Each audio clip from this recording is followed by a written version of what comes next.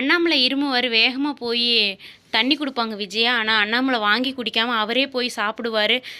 "ஏங்க மாமா இப்படி இருக்கிறீங்க? அத்தை கூட பேசுங்க. அவலாம் திருந்தாத ஜென்மம். அவ பேச மாட்டா. அவ இருக்கிற ரூம்ல நான் இருக்க மாட்டேன்." அப்படின்னதும், வேகமா "நான் வெளியில வேணா தூங்கிக்கிறேன்" அப்படின்னு சொல்லிட்டு அவரை வேணா உள்ளே போய் தூங்க சொல்லு அப்படின்னு சொல்லி, எனக்கெல்லாம் ஒன்றும் சிரமம் இல்லை. ஏங்க அத்தை நீங்கள் வெளியில் போகிறீங்க அப்படின்னா, அம்மா தாயே நீ உன் நடிப்பெல்லாம் இங்கே வச்சுக்காத நீ போ அப்படின்னு சொல்லி பயங்கரமாக மீனாவை திட்டி அனுப்பிடுறாங்க விஜயா. இவ என்ன சொன்னாலும் திருந்த மாட்டா அப்படின்னு சொல்லி அண்ணாமலை வந்து மீனா கிட்ட பாத்தியா அவள் குணத்தை அப்படின்லாம் பேசுகிறாங்க. இல்லைங்க மாமா உங்கள் கூட பேசாதனால தான் அத்தை டென்ஷனில் இருக்கிறாங்க. இப்போ கூட நீ அவளுக்கு தாம்மா சப்போர்ட் பண்ணுற. ஆனால் உன் குணத்தை புரிஞ்சுக்க மாட்டேங்கிறா. நான் வெளியில் போயிட்டு வரேன் அப்படின்னதும் வேகமாக போய் விஜயா சொல்லுவாங்க, இவ தானே இந்த வீட்டுக்கு மகாராணி. அவர் என்கிட்ட பேச மாட்டார். இந்த வீட்டு மகாராணி இவகிட்ட மீனா கிட்ட தான் பேசுவார், இந்த பூக்காரி கிட்ட அப்படின்னு சொல்லி பயங்கரமாக ரூம்குள்ளே போய் விஜயா வந்து மீனாவை திட்டுறாங்க. அத்தை நீங்கள் ஏங்கத்தை இவ்வளோ கோவப்படுறீங்க அப்படின்னு. ஆமாம்மா நீ தானம்மா அந்த வீட்டுக்கு மகாராணி அப்படின்னு மீனாவை பார்த்து விஜயா கோவமாக சொல்லுவாங்க.